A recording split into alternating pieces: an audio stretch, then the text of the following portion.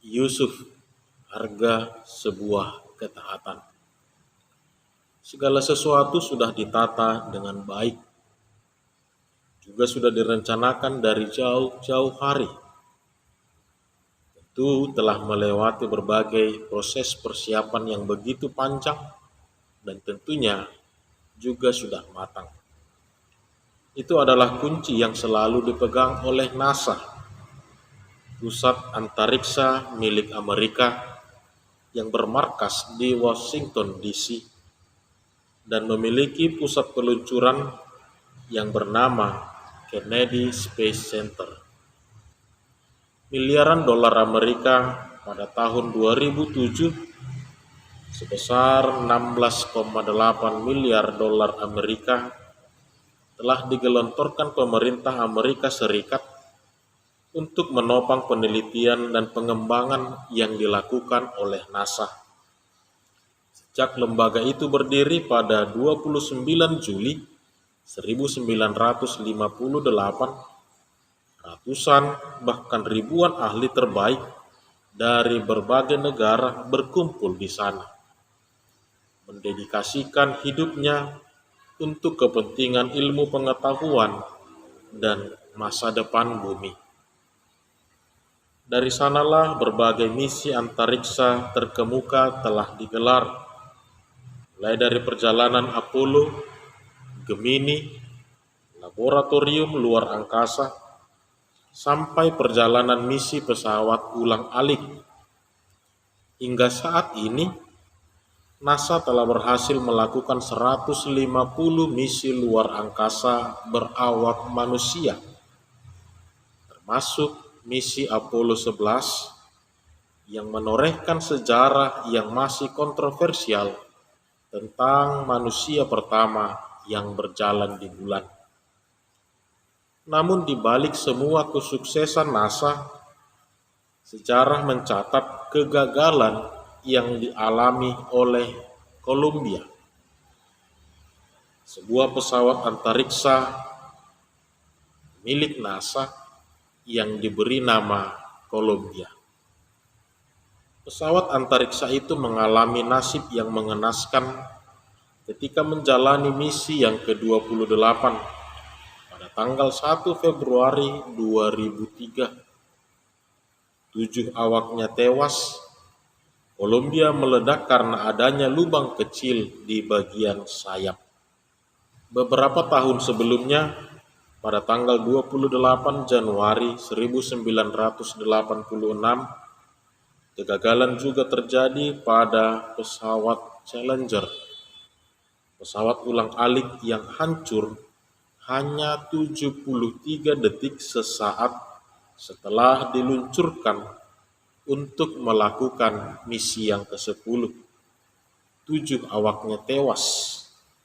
Padahal sejak diluncurkan pada tahun 1983, Challenger merupakan pesawat yang dikerjakan dengan sangat teliti, direncanakan dengan begitu detail, sampai pada penggunaan bahan dan sistem navigasinya serba canggih. Semua benar-benar mempertimbangkan berbagai aspek keselamatan dan keamanan. Serangkaian uji coba juga telah dilakukan untuk memastikan bahwa semuanya akan berjalan dengan baik. Para kru juga dipilih melalui seleksi yang ketat dan harus menjalani pelatihan yang padat. Tapi malang tak dapat ditolak.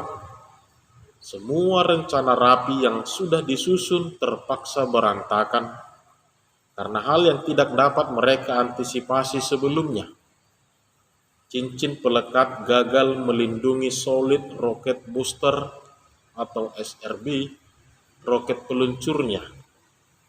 Hal yang serupa juga terjadi pada musibah Columbia. Kedua misi ini benar-benar di luar perencanaan NASA. Tidak disangka dan tidak diduga dan tidak dinyana. Saudara-saudara, Yusuf juga mengalami kejadian di luar dugaannya. Semula, Semua sudah dipersiapkannya jauh-jauh hari. Sejak masih kanak-kanak, ia telah dijodohkan dengan Maria oleh orang tuanya. Sebagaimana adat Yahudi, mereka besar bersama di kota Nazaret, sebuah kota kecil di bagian Galilea. Lalu sekarang mereka telah memasuki tahapan kedua dalam jenjang kehidupan pernikahan, yaitu pertunangan. Dalam budaya Yahudi, pertunangan adalah satu tahapan penting sebelum pernikahan yang sebenarnya.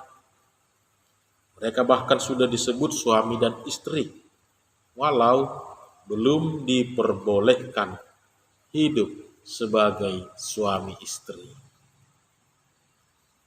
Adat Yahudi mengikat mereka selama 1 tahun di tahap pertunangan ini. Ini tahap yang serius, sehingga hanya hal luar biasa saja yang bisa membuat seseorang memutuskan untuk berpisah di tahapan ini. Seorang wanita yang ditinggal mati tunangannya pada tahap ini bahkan disebut janda yang masih perawan. Pada saat itulah Yusuf mendapat kabar yang tidak disangka-sangka. Maria, tunangannya itu, ternyata mengandung. Maria tentunya sudah memberitahu Yusuf perihal kehamilannya. Bagai petir di siang bolong, bisa dibayangkan betapa hancur perasaan Yusuf. Ada rasa kecewa di hatinya, tetapi juga perasaan yang tidak berdaya. Ada rasa sedih di dalam dadanya, sekaligus juga perasaan bingung. Yusuf bimbang. Menurut pengakuan Maria, anak dalam kandungannya itu adalah anak Allah. Maria mengandung dari Roh Kudus. Matius menulis Yusuf sebagai orang yang tulus hati. Dan dalam kebimbangannya itu, Yusuf sempat berencana untuk menceraikan Maria secara diam-diam. Apa alasan dibalik niat Yusuf itu? Apakah karena Yusuf jatuh kasihan kepada Maria? Ia tidak ingin bikin heboh di kampungnya, dan ia tidak mau mencemarkan nama Maria dan keluarganya. Tapi kalau karena alasan itu, bukankah diceraikan atau tidak, hal kehamilan Maria itu toh tidak dapat ditutup-tutupi? Cepat atau lambat, masyarakat akan tahu juga. Bahkan, menceraikan Maria mungkin justru akan semakin menyulitkan Maria dan keluarganya. Lalu mengapa? Tampaknya Yusuf percaya dengan cerita Maria, bahwa anak yang dikandungnya adalah anak Allah. Yusuf tentunya kenal betul Maria sebagai gadis yang baik-baik. Dan pula kisah penampakan malaikat Gabriel pasti telah diceritakan Maria secara rinci kepadanya. Tapi justru karena ia tahu bahwa Allah punya rencana yang istimewa bagi Maria dan anak yang dikandungnya, Yusuf bimbang. Ia menganggap dirinya tidak punya tempat dalam rencana Allah itu. Ia merasa tidak berhak menjadi ayah bagi anak Allah yang dikandung Maria. Sangat mungkin inilah yang menjadi alasan Yusuf. Oleh karena itu, ia memutuskan untuk segera menyingkir. Di tengah kebimbangannya dan kegalauan hatinya itulah, malaikat Tuhan hadir dalam mimpinya dan berkata, "Yusuf anak Daud, janganlah engkau takut mengambil Maria sebagai istrimu, sebab anak yang di dalam kandungannya adalah dari Roh Kudus.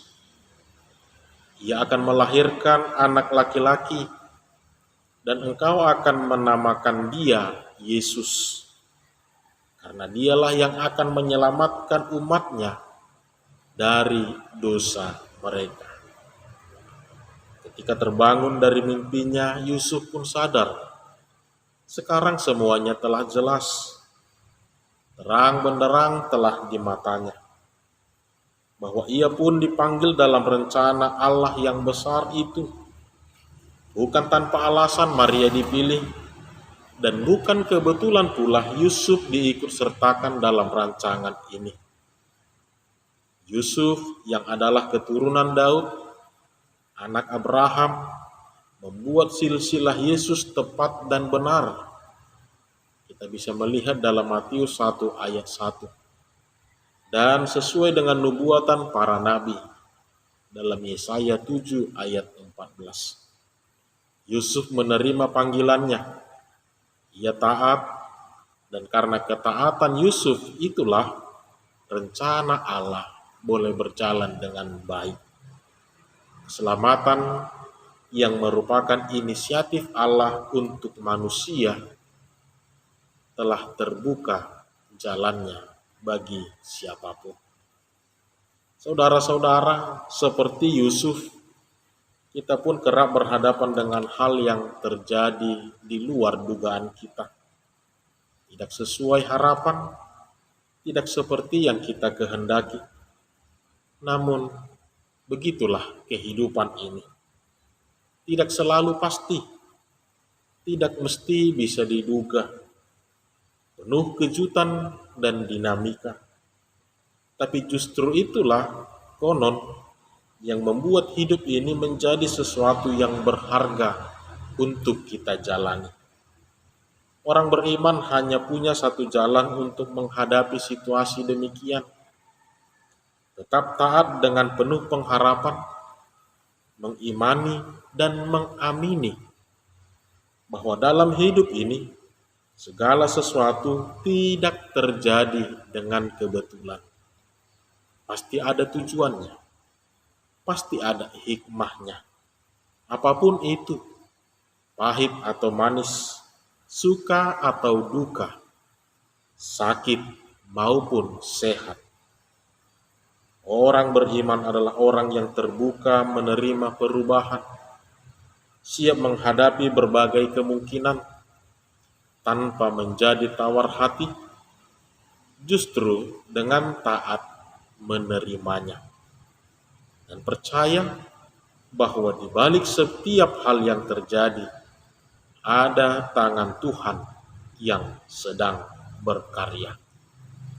Berita Natal adalah berita tentang ketaatan, taat pada kehendak Tuhan, berserah penuh pengharapan, sekecil apapun peran kita, menyerahkan hidup ini untuk dipakainya sesuai dengan rencana dan kehendak Allah, dan tentu menjalani semuanya itu dengan tetap setia.